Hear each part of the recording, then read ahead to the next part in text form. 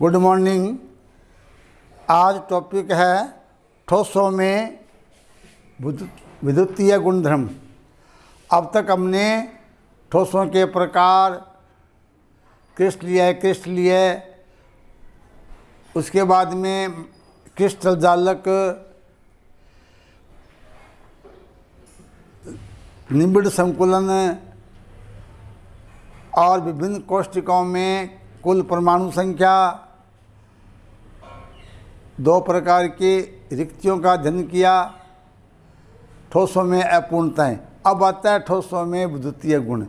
तो ठोसों में विद्युत चालकता एक महत्वपूर्ण गुणधर्म है। देखा होगा आपने, बहुत से ठोस ऐसे हैं जो विद्युत के चालक होते हैं, कुछ कुचालक होते हैं, कुछ अर्धचालक होते हैं। यानी कि ठोसों की चालकता वो 10 की पावर -20 से 10 की power 7 ohm inverse meter inverse होती है। मतलब ठोस पदार्थों की जो विद्युत चालकता है वो इसकी रेंज क्या है, 10 की पावर -20 से 10 की power 7 ohm inverse meter inverse. अब क्या है कि ये विभिन्न पदार्थों में हैं, चालकता के आधार पर ठोसों को 3 वर्गों में बांटा गया है। कौन कौन से? चालक, कुचालक और अर्धचालक। चालक का मतलब होता है कि ऐसे ठोस पदार्थ जिनमें से विद्युत धारा आसानी से प्रवाह होती है वो चालक कहलाते हैं। इनकी चालकता की हमें रेंज याद रखनी है। इनकी चालकता कितनी होती है? तो पहला हम लेते हैं 3 पदार्थ के बताए हमने, चालक, अर्धचालक और अचालक या कुचालक।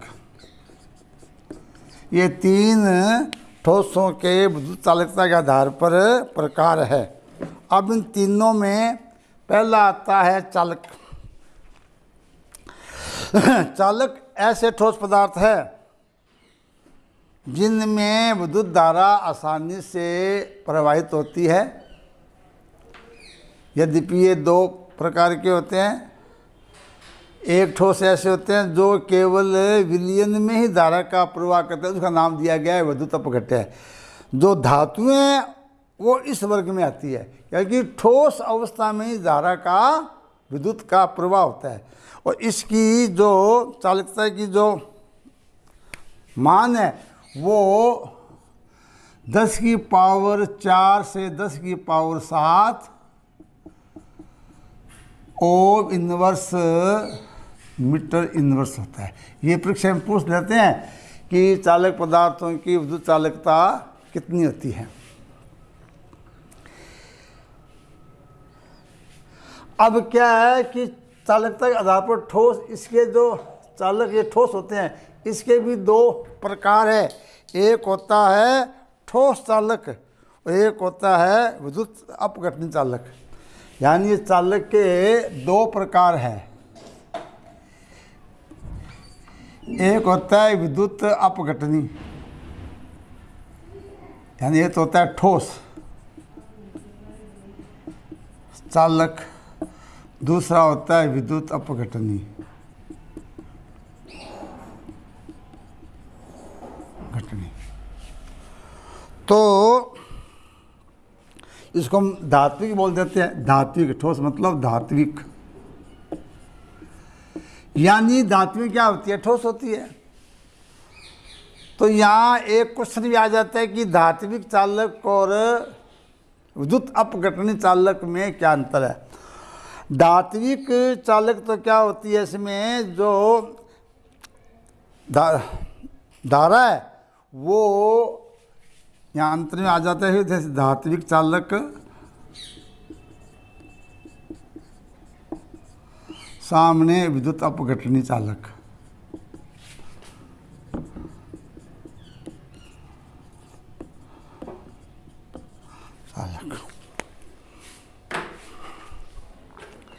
इनमें अंतर आ जाता है। तो पहला क्या है कि धात्विक चालक में विद्युत धारा किसी पूरा इलेक्ट्रॉन होते हैं क्या, इसमें धारा को कौन ले जाता है, इलेक्ट्रॉन, यानी कि धारा का प्रवाह इलेक्ट्रॉनों के द्वारा होता है।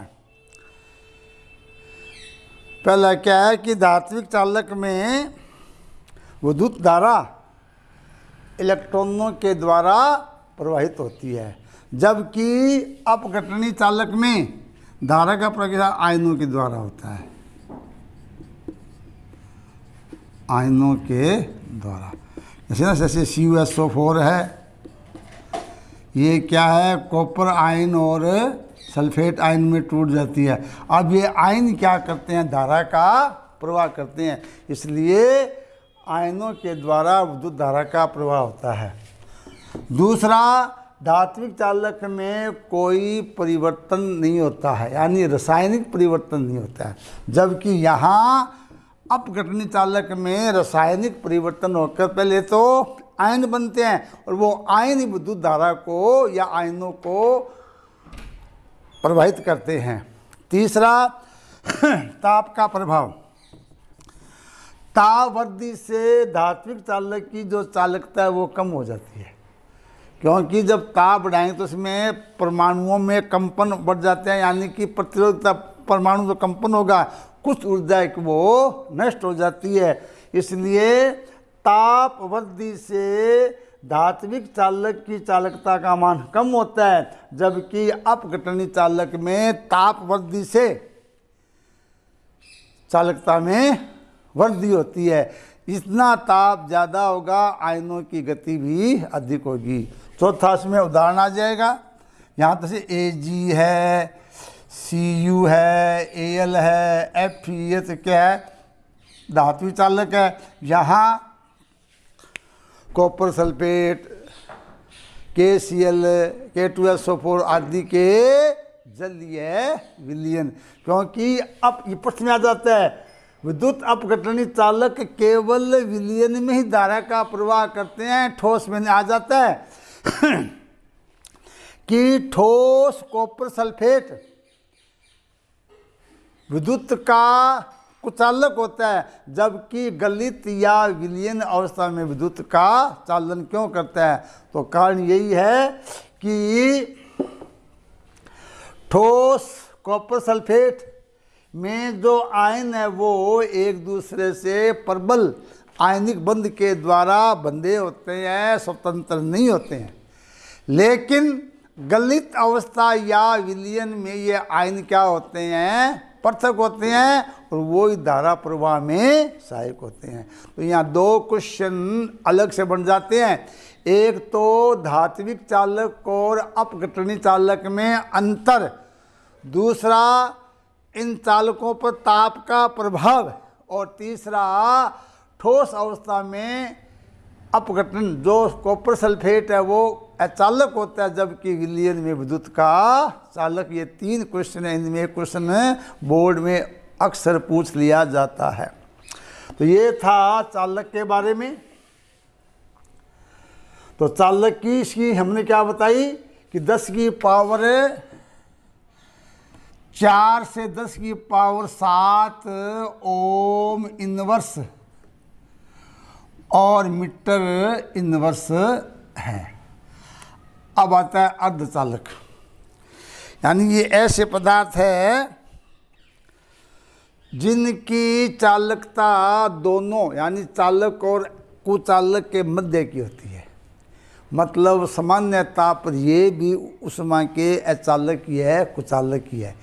लेकिन ताप वृद्धि से क्या होता है, इनके कुछ सहसंयोज बंध टूट जाते हैं और इलेक्ट्रॉन फ्री हो जाते हैं, इसलिए ये चालकता दर्शाते हैं। इनकी चालकता का मान होता है 10 की पावर -6 से 10 की पावर 4।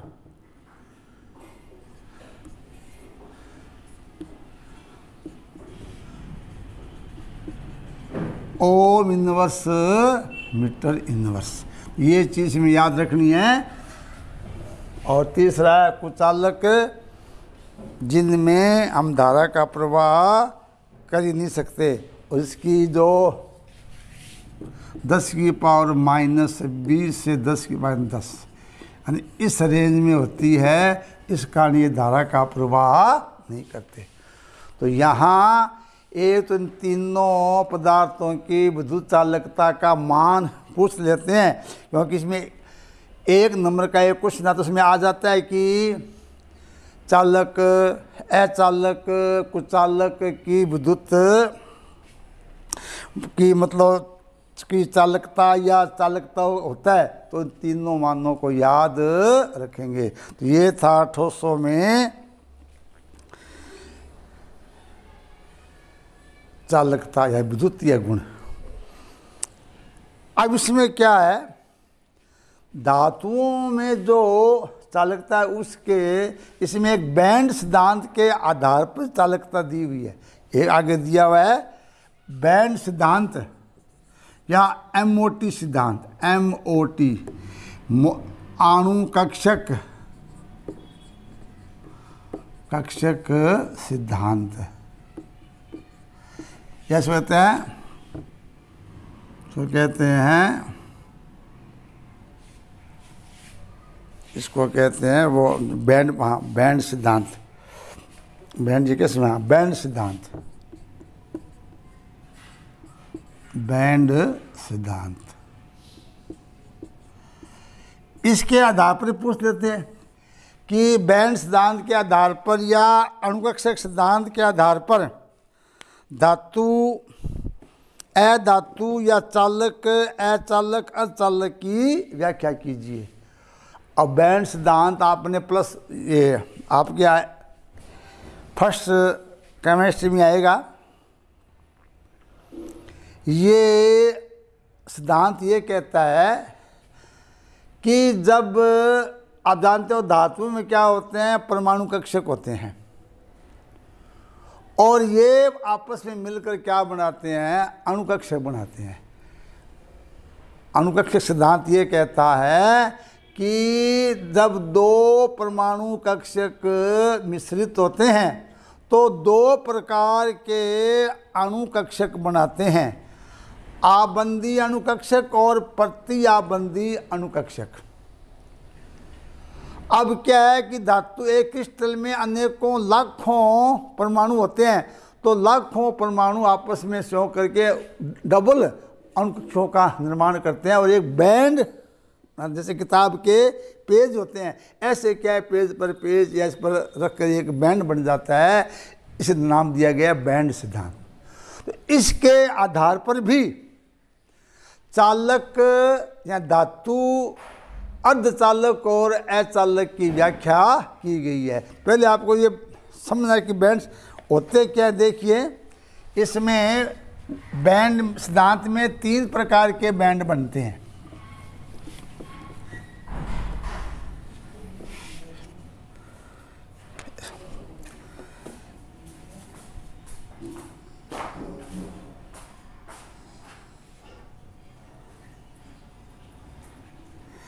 ये पूरा बैंड धातुओं में भरा होता है, इसे कहते हैं अचालक बैंड। प्रथम बैंड क्या, कुचालक क्या, अच्छा, क्योंकि धातु जानते हो कि पहले धातु लिथियम है, इसमें 1:2 भरा होता है, पहला कोष भरा होता है, इसलिए अब कोई भी धातु हो इसमें प्रथम बैंड को क्या कहते हैं, अचालक या कुचालक बैंड। इसमें कभी धारा का प्रवाह होता ही नहीं है, और ये होता है कुचालक या चालक बैंड, अचालक बैंड। इसके ऊपर होता है चालक बैंड।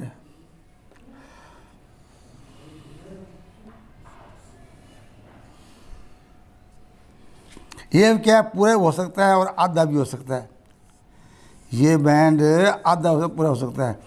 इसके ऊपर होता है, ये होता है चालक बैंड,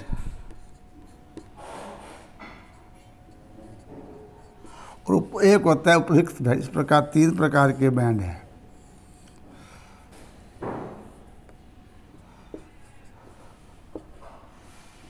रिक्त बैंड, तो ये 3 प्रकार के बैंड होते हैं, और इनके बीच में इसे बोलते हैं वर्जित क्षेत्र क्या बोलते हैं? वर्जित क्षेत्र, ये क्या होता है? वर्जित।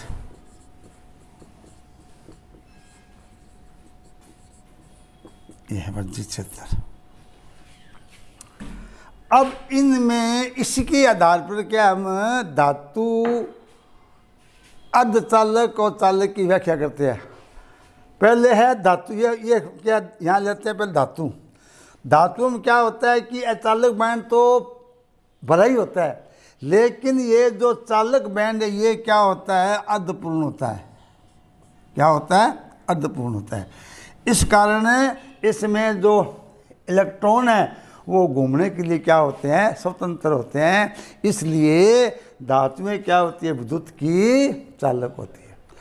अगर आ जाए कि बैंड सिद्धांत के आधार पर धातु चालक की व्याख्या कीजिए, पहले तो उसकी ये डायग्राम बना देंगे, फिर लिख देंगे कि धातु चालक में अचालक बैंड तो पूर्ण भरा होता है, लेकिन चालक बैंड अर्धपूरित होता है, अधूरा होता है, जिसमें इलेक्ट्रॉन घूमने के लिए स्वतंत्र होते हैं। यही कारण है कि धातु में विद्युत की चालक होती है। अब आता है अर्धचालक। अर्धचालक में क्या होता है? इसमें चालक बैंड भी पूरा भरा, जैसे इसको चालक या सोंजी बैंड बोल देते हैं, ये भी पूरा भरा होता है। अर्धचालक में क्या करेंगे? अब ये अंतराली, ये बन गया बैंड अर्धचालक का। अर्धचालक में अचालक बैंड और चालक दोनों ही पूर्ण भरे हैं, लेकिन रिक्त बैंड और चालक बैंड के बीच बहुत कम वर्जित क्षेत्र, यानी इसमें ये कम जगह है ये।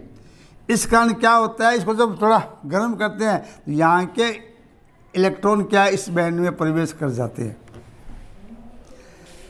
जैसे सिलिकॉन है, जर्मेनियम चालक, क्योंकि सामान्य ताप पर तो ये अचालक है, लेकिन ताप वृद्धि से क्या होता है? इसके बंध टूटने से इलेक्ट्रॉन फ्री हो जाता है। वही बात है कि चालक बैंड सिद्धांत क्या कहता है कि इनके चालक बैंड भरे तो होते हैं, लेकिन गर्म करने से चालक बैंड के इलेक्ट्रॉन है वो रिक्त बैंड में उत्तेजित हो जाते हैं। कारण रिक्त बैंड और चालक बैंड के मध्य वर्जित क्षेत्र बहुत ही कम होता है, तो इलेक्ट्रॉन चालक बैंड से या संयोजी बैंड से रिक्त बैंड में चले जाते हैं और विद्युत धारा का प्रवाह करते हैं, जैसे सिलिकॉन और जर्मेनियम।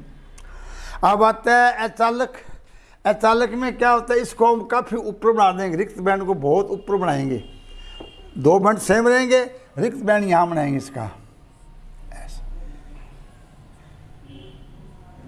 ये अब क्या होता है कि अचालक पदार्थों में ये सही है कि चालक और अचालक दोनों बैंड तो भरे हुए हैं, लेकिन रिक्त बैंड और चालक बैंड के मध्य वर्जित क्षेत्र क्या होता है? बहुत ही ज़्यादा होता है।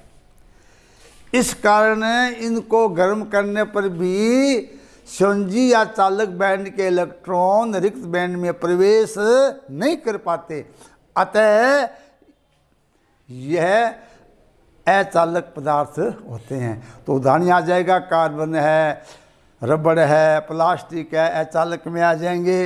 अर्धचालक में सिलिकॉन है और जर्मेनियम है, और चालक में धातुएं आ जाएगी। तो ये थे बैंड सिद्धांत के आधार पर धातु, अर्धचालक और अचालक की व्याख्या। इसके बाद जो अर्धचालक है, इनकी चालकता बढ़ाने के लिए इनमें अन्य वर्ग के तत्वों को मिला देने से इनकी चालकता में वृद्धि होती है। इसका नाम दिया गया है डोपिंग। यानी कि जो अर्धचालक है इसके दो प्रकार, एक होता है नेज और एक होता है अशुद्ध। अर्धचालक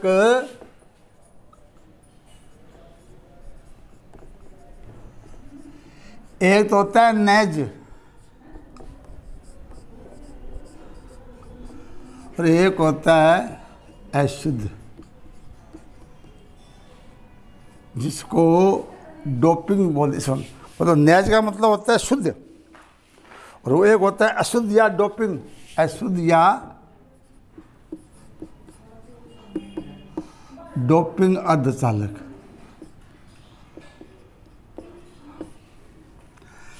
न्याय तो क्या होता है? शुद्ध शुगर कहते हैं, शुद्ध, जिसमें SI और जर्मेनियम होते हैं। और डोपिंग वाले में इसमें दो प्रकार के होंगे, एक होता है N प्रकार, एक होता है P प्रकार। N और P, N means negative, P means positive. Doping में N में मतलब नेगेटिव क्या होता है? इसमें सिलिकॉन में 15वां वर्ग यानी फास्फोरस और आर्सेनिक की अशुद्धि मिलाने से बनता है, यानी ये बनती है 15वें वर्ग के कारण, और ये बनती है 13वें वर्ग के कारण। इनकी व्याख्या आपको कल कराएंगे। आज का टॉपिक यहाँ तक। Thank you.